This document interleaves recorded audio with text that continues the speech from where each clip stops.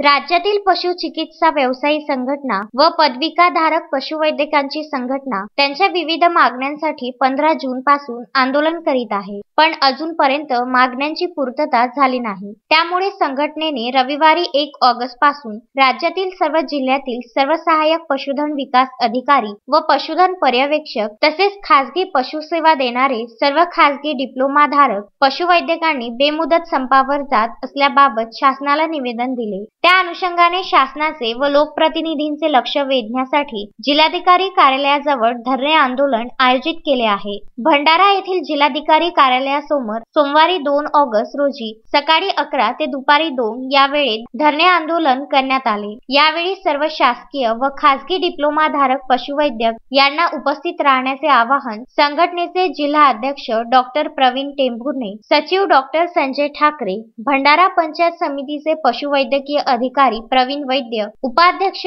Doctor CP रहागंडाले, कोषाध्यक्ष doctor Arvind बानते, doctor Pradeep Tumsare, Ashok Hazare, गुलाब देवतारे, प्रमोद साखरकर यांनी केले आहे। धरणे आंदोलनानंतर 3 ऑगस्ट पासून सर्व तालुक्याच्या ठिकाणी मागण्या मान्य होईपर्यंत धरणे कार्यक्रम आयोजित करण्यात येणार आहे। बेमुदत संप कालावधीमध्ये शेतकऱ्यांच्या पशुधनाच्या होणाऱ्या हानी सर्वस्वी पशुसंवर्धन खाते जबाबदार राहील असे संघटनेचे पदाधिकारी यांनी शासनास लेखी निवेदनाद्वारे सांगितले आहे। मी डॉक्टर प्रवीण कुमार टेंभुर्णे, पशु चिकित्सा व्यवसायी संघटनेचा भंडारा जिल्ह्याचा अध्यक्ष या नात्याने तुम्हाला सांगू इच्छितो। आमच्या काही न्यायिक मागण्या धरून आम्ही दिनांक 15 जून 2021 पासून टप्पेनिहाय आंदोलन सुरू केलेलं आहे। या आंदोलनाचे 2 टप्पे झाले।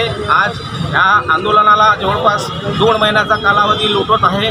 शासनानं कोणत्याही प्रकारची दखल न घेतल्यामुळे नाईलाजास्तव आम्हाला बेमुदत संपावर जाण्याची पाळी ओढवलेली आहे।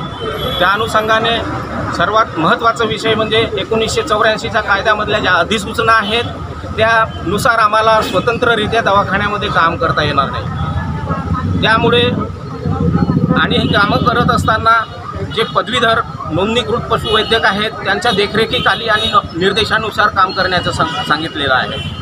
मग देखरेखीखाली आणि त्याच संदर्भामध्ये त्या अधिसूचनेमध्ये तो अजून एक मुद्दा टाकलेला आहे की त्या ठिकाणी नोंदणीकृत पशुवैद्यकाला उपस्थित राहण्याची गरज नाही। बघा हे शासनाचे म्हणजे नियम कसे काय, म्हणजे देखरेख झाली नाही त्याच्याशिवाय निर्देश करू शकत नाही आणि तो प्रत्यक्ष हजरही राहता कामा नाही।